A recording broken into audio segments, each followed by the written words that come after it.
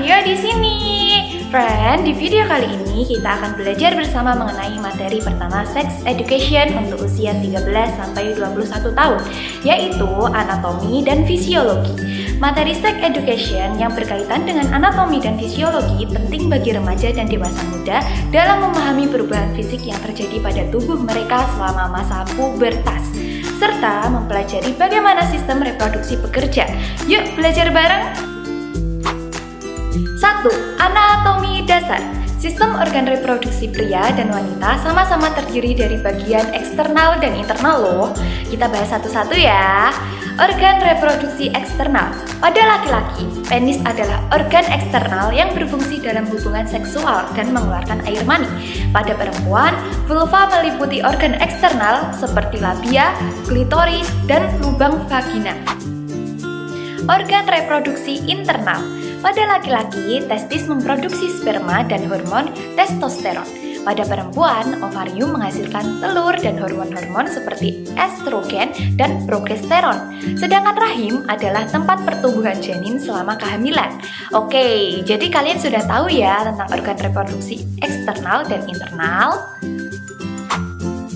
2. Pubertas. Pada masa pubertas, baik perempuan maupun laki-laki akan mengalami perubahan fisik pada tubuh mereka. Perubahan fisik pada laki-laki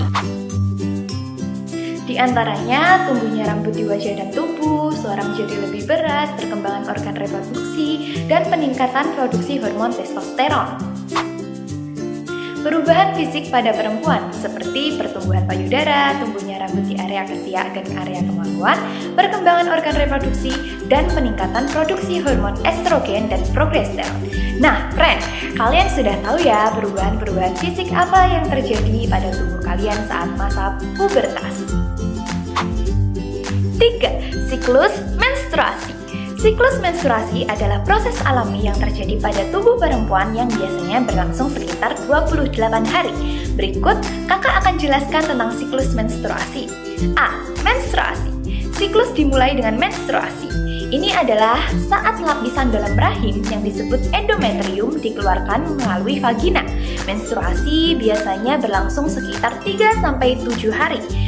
Selama menstruasi, perempuan dapat mengalami pendarahan, kram perut, dan perubahan suasana hati. B. Fase folikular. Setelah menstruasi selesai, tubuh mempersiapkan ovarium untuk melepaskan sel telur. Hormon yang disebut estrogen mulai meningkat dan ini merangsang pertumbuhan lapisan baru di dalam rahim. Selama fase ini, folikel ovarium berkembang dan melepaskan hormon yang merangsang pertumbuhan endometrium. C. Ovulasi. Ini adalah saat ketika ovarium melepaskan sel telur matang. Biasanya terjadi sekitar pertengahan siklus, sekitar hari ke-14. Sel telur bergerak melalui saluran tuba falopi menuju rahim, dan jika sel telur bertemu dengan sperma di sana, kehamilan bisa terjadi. D. Fase luteal. Setelah ovulasi, ovarium membentuk korpus luteum yang menghasilkan hormon progesteron. Hormon ini membantu mempersiapkan rahim untuk menerima janin jika kehamilan terjadi. Jika sel telur tidak dibuahi, korpus luteum akan berkurang dan siklus menstruasi akan dimulai kembali. Selama siklus menstruasi, perempuan juga perlu menjaga kebersihan pribadi dengan mengganti pembalut atau tampon secara teratur. Hal ini penting untuk mencegah infeksi dan menjaga kebersihan tubuh. Tanda-tanda awal menstruasi meliputi nyeri perut, perubahan suasana hati, dan mungkin juga gejala fisik seperti payudara terasa sensitif. 4. Hubungan seksual dan kontrasepsi. Hubungan seksual dan kontrasepsi adalah topik yang penting untuk dipahami dalam konteks kesehatan seksual. Kak Vio jelaskan ya. A. Hubungan seksual. Hubungan seksual adalah interaksi intim antara dua orang yang melibatkan kontak fisik secara seksual. Komunikasi dan persetujuan adalah kunci dalam hubungan seksual yang sehat.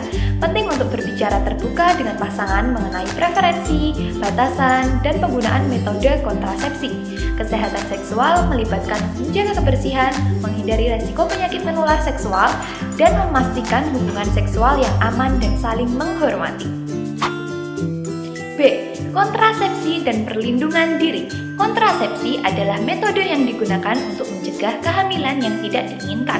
Selain itu, kontrasepsi juga dapat membantu melindungi diri dari penularan penyakit menular seksual. Pemahaman mengenai kontrasepsi sangat penting untuk mengambil keputusan yang bijak terkait kesehatan reproduksi. Kontrasepsi yang efektif meliputi kondom, pil kontrasepsi, spiral, suntik, dan implan. Setiap metode memiliki kelebihan dan kelemahan tertentu, serta tingkat keefektifan yang berbeda. Penting untuk mencari informasi lebih lanjut dan berkonsultasi dengan profesional kesehatan jika memiliki pertanyaan atau ingin memilih metode kontrasepsi yang sesuai.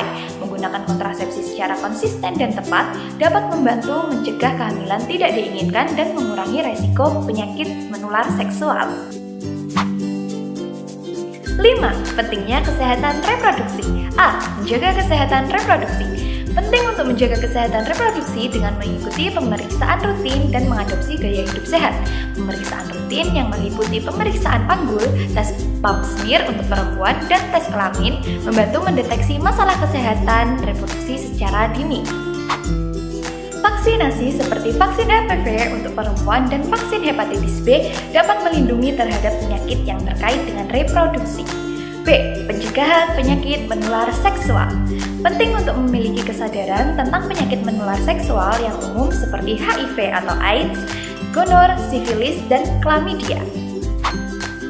Langkah-langkah pencegahan penyakit menular seksual meliputi penggunaan kondom saat berhubungan seksual, menjaga kebersihan pribadi, menghindari berbagai jarum suntik, dan berkomunikasi secara terbuka dengan pasangan seksual.